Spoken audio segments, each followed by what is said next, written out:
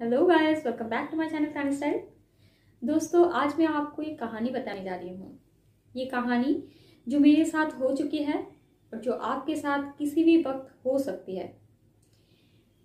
ये कहानी जितनी सच है, जितनी मज़ेदार है, उतनी डेंजरस भी है। बट वीडियो में जाने से पहले मेरे चैनल को कर देना सब्सक्राइब। वीडियो अगर पसंद आए तो इस वीडियो को कर देना लाइक। बस साथ ही साथ बेल बटन को प्रेस कर देना। बेल बटन को हिट करके उसको ऑल कर देना ताकि मेरी आने वाली हर वीडियो की नोटिफिकेशन आपको मिलती रहे, ताकि मेरी आने वाली कोई भी वीडियो आपसे मिस ना हो। मेरी फेसबुक पेज और इंस्टाग्राम में मुझे फॉलो करना ना भूलें। मुझसे अगर बात करना चाहते हैं तो मुझे इंस्टाग्राम में मैसेज भी कर सकते हैं। फेसबुक एंड इंस्टाग्राम की लिंक आप मेरी डिस्क्रिप्शन बॉक्स में आपको मिल जाएगा नीचे। So now let's get start the video. So कहानी की स्टार्टिंग होती है आज से 2 हफ्ते पहले। 2 हफ्ते पहले मुझे एक रिक्वेस्ट आते हैं फॉरेन से, यूके से।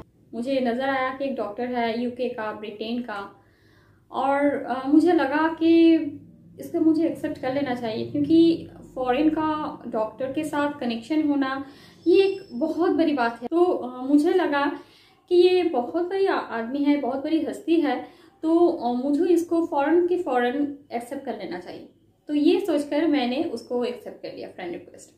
उसकी प्रोफाइल में जो कुछ भी जो फोटो मैंने देखी, बहुत सारी पार्टीज़ की, कुछ पार्टी थी, हॉस्पिटल की फ़ोटो थी, नर्स के साथ फ़ोटो थी, बर्थडे केक वो काट रहे थे, बहुत सारे लोग थे वहाँ पर।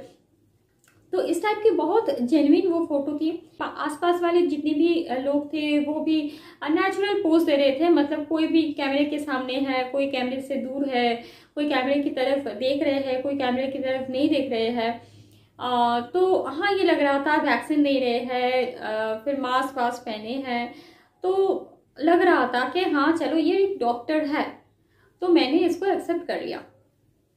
उसके बाद उन्होंने हाय हेलो मैसेज किया और उन्होंने अपने बारे में सब कुछ बताया कि वो ब्राज़ील की थी और अब वो ब्रिटेन में है, लंदन या फिर उसकी सिटी तो मैंने पूछना ही भूल गया।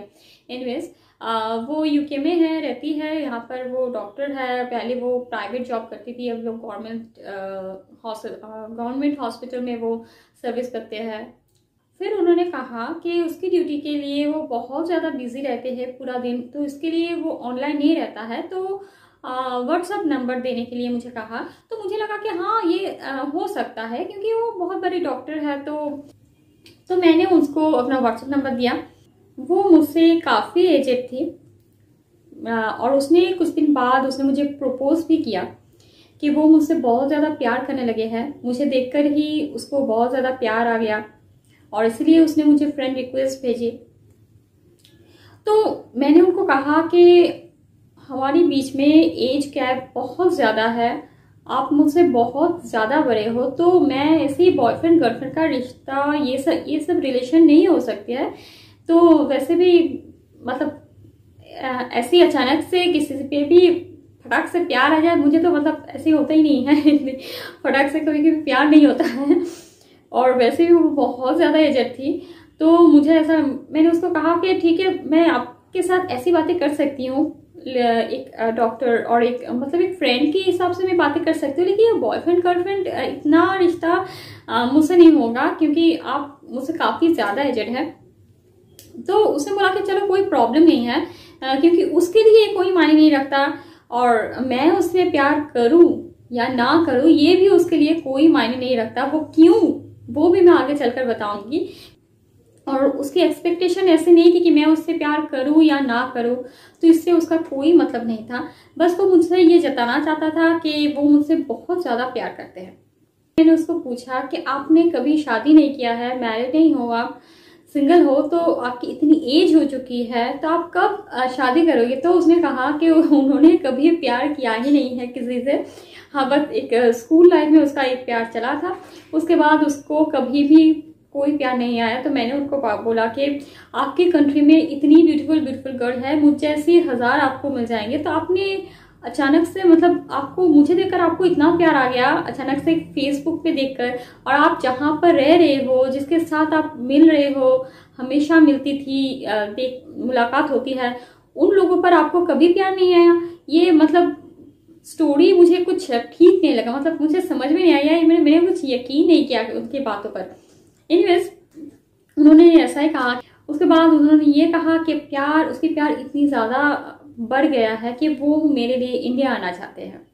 मैंने सोचा कि ऐसे ही लोग कह देते हैं, चलो ऐसे ही फेंक रहे हैं, ऐसी कोई इंडिया नहीं आने वाले हैं, बस ऐसे उन्होंने कहना था सो कह दिया, बस मुझे ज़्यादा इम्प्रेस करना चाहते हैं इसलिए उन्होंने कह दिया कि इंडिया आना चाहते हैं। फिर उन्होंने कहा कि वो अब उसकी प्यार इस हद तक पहुंच चुकी है, वो मुझसे इतनी ज़्यादा प्यार करने लगी है कि अब वो वहाँ से मुझे गिफ्ट भेजना चाहते हैं, सरप्राइज। तो मैं एकदम हैरान हो गई और मैं उसको पूछ रही थी कि आप क्या गिफ्ट भेजने वाले हो। मुझे कोई गिफ्ट की कोई ज़रूरत नहीं है, आप वहाँ से यहाँ तक आप गिफ्ट भेजोगे, वहाँ से कितनी कॉस्ट पड़ेगा वहाँ यूके से इंडिया में गिफ्ट सेंड करना। लेकिन वो मतलब इतनी प्रेशर दे रही थी कि नहीं, मुझे अपना एड्रेस दे दो और मुझे तुमको गिफ्ट भेजना ही है। अगर मैं उसको कुछ और मैसेज करती थी कि आप क्या कर रहे हो, आप इस वक्त क्या कर रहे हो, आपकी हॉबीज़ क्या है, कुछ भी मैं पूछती थी तो वो सिर्फ एक ही बात बताती थी, send me your address I ask you. तो यही बात वो बार बार कह रही थी। एक हफ्ते तक मतलब वो मुझसे सिर्फ एड्रेस ही मुझसे पूछ गई। तो मैंने उसको बता भी दिया कि आप मुझे इतनी क्यों इंसिस्ट कर रहे हैं गिफ्ट देने के लिए, जबकि मुझे गिफ्ट चाहिए ही नहीं, और क्यों आप मुझसे एड्रेस बार बार मांग रहे हैं, क्या आप चाहते क्या हो, क्या आप वाकई में इंडिया आना चाहते हो। मतलब मुझे ऐसा लगा कि सचमुच ये आदमी इंडिया तो नहीं आने वाले, सचमुच ये मतलब पागल तो नहीं हो गया कि सचमुच भी इंडिया आने का एड्रेस क्यों मांग रहे हैं मुझसे। मैंने उससे पूछा भी है कि आप इंडिया तो नहीं आने वाले हो या फिर मुझे किडनैप करके ले जाने वाले हो, आप करना क्या चाहते हो, क्या मकसद है आपका, आप मुझसे एड्रेस क्यों मांग रहे हो बार बार, आप इतना इंसिस्ट क्यों कर रहे हो मुझे गिफ्ट के लिए, जबकि मुझे गिफ्ट चाहिए नहीं। उन्होंने कहा देखो तुम्हें सरप्राइज का कुछ मतलब समझ में नहीं आता, सरप्राइज मतलब सरप्राइज होते हैं, तुम देखो मैं तुम्हें एक सरप्राइज देना चाहती हूँ और मैं वो गिफ्ट मैं घर पर खरीद चुकी हूँ, मैं वो ला चुकी हूँ, इसलिए मैं बहुत ज़्यादा गुस्सा हूँ क्योंकि मैं वो खरीद लिया गिफ्ट और तुम अभी वो ना कर रहे हो। मैंने सिर्फ तुम्हारे लिए गिफ्ट लेकर आई हूँ और तुम अभी ना पे ना किए जा रहे हो, तो इससे मुझे बहुत ज़्यादा गुस्सा आया है और इसलिए मैंने तुम्हें किसी भी सवाल का कोई भी जवाब नहीं दे रही हूँ। फिर क्या हुआ,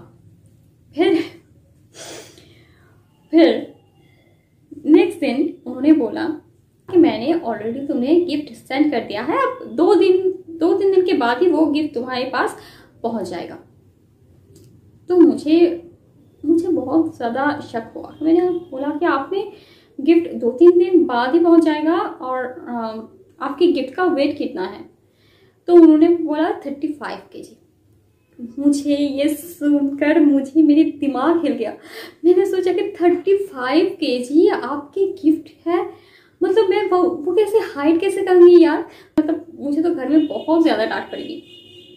मैंने सोचा कि देखो अगर कोई छोटी मोटी एक रिंग होता तब भी मैं शायद मैं एक्सेप्ट कर लेती, लेकिन आप इतनी ज़्यादा गिफ्ट आपने ऐसा क्या भेजे हो आपने कि 35 kg हो गया यार, मैं उसको उठा भी नहीं पाऊंगी, इतनी ज़्यादा बड़ी गिफ्ट आपने भेजे हो। मेरा तो मतलब दिमाग काम करना बंद कर दिया। मतलब मैं सोच रही थी कि मैं क्या करूं। मैंने उसको कहा कि देखो अगर मैं रिटर्न कर दिया तो वो तो आप ही के पास चला जाएगी ना। तो उन्होंने कहा नहीं वो मेरे पास नहीं जाएगी, अगर आप नहीं लेना चाहते हो तो आप किसी और को दे दो।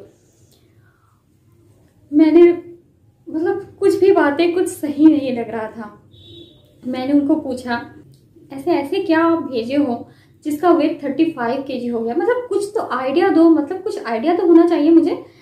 तो उन्होंने कहा मैंने तुम्हें लैपटॉप दिया है जो आईपैड से कनेक्टेड है, gold jewelleries, gold ring, dresses और भी बहुत सारा कुछ। मेरा दिमाग पूरी तरह से हिल गया। मैंने बोला कि यार कोई लैपटॉप देता है, गोल्ड ज्वेलरी देता है, मतलब उसकी कीमत जो कुछ भी है सब कुल मिलाकर 1.5 से 2 लाख की गिफ्ट, 1.5 से 2 लाख की गिफ्ट कोई देता है किसी को। मतलब मुझे सच में, मैंने उनको पूछा कि आपकी सैलरी कितनी है यार, आपकी कितनी सैलरी है, कि मुझे पूछना तो नहीं चाहिए लेकिन आप बताइए कि आप इतनी 2 लाख की गिफ्ट कोई देता है? तो उन्होंने कहा नहीं, मुझे मेरी सैलरी है 50,000 पाउंड, तो ये मेरे लिए एक बहुत ही स्मॉल गिफ्ट है जो मैं तुम्हें देना चाहती हूँ। नेक्स्ट स्टेप क्या हुआ? इतनी देर तक कहानी बिल्कुल ठीक ठाक चल रहा था, तो मैं गूगल में सर्च करने लगी कि ऐसी कौन सी कुरियर है जहाँ पर इंडिया से आते हैं, कितने दिनों में कुरियर सर्विस पहुँचते हैं और कितनी टाइमिंग लगते हैं, क्या क्या क्या चार्जेस होते हैं या फिर कुछ डिफरेंस रूल होते हैं या नहीं। तो ऐसे ही सर्च करते करते मुझे यूट्यूब में एक वीडियो नज़र आया जो कि फॉरेन से गिफ्ट आते हैं और कस्टम फ्रॉड के नाम पर कुछ लोग फ्रॉड कर रहे हैं, फॉरेन से गिफ्ट के नाम पर वो लोग भेज रहे हैं, लेकिन ऐसे कुछ गिफ्ट नहीं होते, वो सिर्फ पैसे खींचने के लिए ये सब कर रहे हैं। मुझे पता चल गया, मेरी टेंशन एकदम खत्म हो गई कि चलो मुझे कोई गिफ्ट तो नहीं आने वाला। तो मैं प्रिपेयर थी फोन कॉल के लिए, क्योंकि मुझे पता था कि वहां से फोन कॉल आने वाले हैं और मुझसे पैसा मांगने वाले हैं। लेकिन इसके बाद भी मैंने उसके साथ कन्वर्सेशन जारी रखा, क्योंकि मैं ये देखना चाहती थी कि वो किस हद तक आगे जाते हैं, क्या क्या करते हैं वो। तो नेक्स्ट थर्सडे को मुझे फोन कॉल आया, ठीक वैसे ही जैसा कि मैंने सोचा था। वहां से एक कॉल आया, एक औरत का कॉल आया और उसने मुझे कहा कि आपकी गिफ्ट गुड लक ने आपको गिफ्ट भेजा है, जो गिफ्ट आपके दिल्ली एयरपोर्ट तक पहुंच चुकी है और ये यहाँ पर है, कस्टम में फंसी हुई है, आपको कस्टम चार्जेस पे करना पड़ेगा और उसी के बाद ये गिफ्ट आपके घर तक पहुंच जाएगी। तो मैंने बोला कि कितनी चार्जेस पे करना पड़ेगा? तो उन्होंने बोला कि आपको 35,000 पे करना पड़ेगा। तो मैंने बोला कि ठीक है, देखिए इतनी जल्दी तो मैं 35,000 नहीं दे सकती, तो मैं फैमिली को बताती हूँ और उसके बाद सोचती हूँ। तो बोला कि कितने टाइम लगेगा? मैंने बोला कि ठीक है चलो, थोड़ी टाइम लगेगा, आप मुझे थोड़ी टाइम दे दो, मैं देखती हूँ, मैं पहले अपनी फैमिली को बताऊँ और उसके बाद मैं गिफ्ट हैंडल करूँगी। और मैंने बोला कि आप कैसे वो गिफ्ट मुझे भेजोगे, मैं आपको जो पैसा है वो कहाँ पर भेजूँ? तो उन्होंने वही सेम चीज़ मुझे बताया कि आपको अकाउंट दिया जाएगा, उस अकाउंट में आपको पे करना है। मुझे बिल्कुल समझ में आ गया कि ये बिल्कुल ही फ्रॉड है, क्योंकि जो कस्टम में जो भी गिफ्ट फंसा होता है उसके लिए कभी किसी के अकाउंट में पैसा देना नहीं पड़ता है। फर्स्ट थिंग तो यही है। सेकंड थिंग यही है कि अगर ईएमएस के थ्रू आपकी गिफ्ट भेजा जाता है सरकारी, तो वो लोग लेटर भेजते हैं, कोई फ़ोन कॉल नहीं करता है, क्योंकि उनके पास इतनी ज़्यादा टाइम नहीं होता कि एक एक को पकड़ के वो फ़ोन करे। तो मुझे समझ में आ गया, फिर भी मैंने उनको कुछ नहीं बताया। मैंने सोचा कि हाँ फ़ोन कॉल, तो उन्होंने बार बार मुझे मैसेज किया था कि फ़ोन कॉल आया। मैंने बोला हाँ फ़ोन कॉल तो आया और मुझसे पैसे भी मांग रहे हैं। उसने बोला क्या पैसे, कितने पैसे मांगे हैं? मैंने बोला कि 35,000 उसने मुझसे मांगे हैं। तो उन्होंने बोला कि ठीक है ना, तो तुम अरेंज करके उसको किसी भी तरह से दे दो। तो मैंने उसको बोला कि देखिए मेरे पास कोई 35,000 इतनी पैसे मेरे पास नहीं होता है, मैं कैसे वो पे करूँ? मैंने तो आपको पहले ही बता दिया था कि मैं अपनी फैमिली को नहीं बताया है और विदाउट मैं informing my family how can I arrange it? I can't do this. मेरे पास इतने पैसे हैं ही नहीं, तो मैं कैसे आपको पैसे वो चार्जेस पे करूँ? लेकिन इतने दिनों से, मतलब ज़्यादा तो दिन तो नहीं हुआ, बस 2 हफ्ते के अंदर उसने उन्होंने मुझे वीडियो कॉल किया था। और वीडियो कॉल मतलब जस्ट 2-3 सेकेंड के लिए उन्होंने मुझे वीडियो कॉल में एक बार आए और उन्होंने दिखाया कि वो ड्राइविंग कर रहे हैं और वहाँ पर जो वीडियो कॉल वो कर रहे थे, एक बार फेस इधर एक बार इधर, मतलब यहाँ पर वो वीडियो कॉल मोबाइल रखे हैं, सीधे से वो रास्ते में देख रहे हैं और रास्ता एक बार मोबाइल, एक बार रास्ता, एक बार मोबाइल। तो मैं उसकी जो लिपसिंग है मैं उसको मैच नहीं करा पाई ऑडियो के साथ। आई एम आस्किंग यू, बस ये उन्होंने पूछ रहे थे, तो बस इतना ही पूछा और उसने बस फ़ोन काट दिया।